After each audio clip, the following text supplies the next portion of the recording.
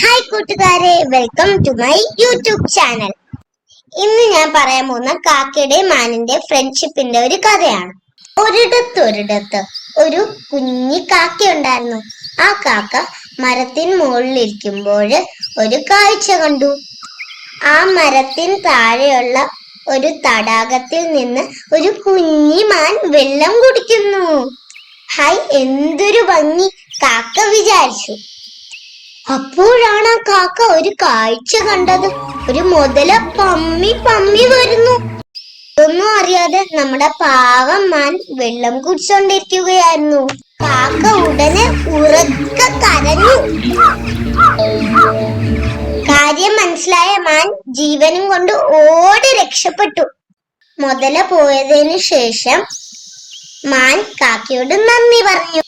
അങ്ങനെ അവർ നല്ല കൂട്ടുകാരായി.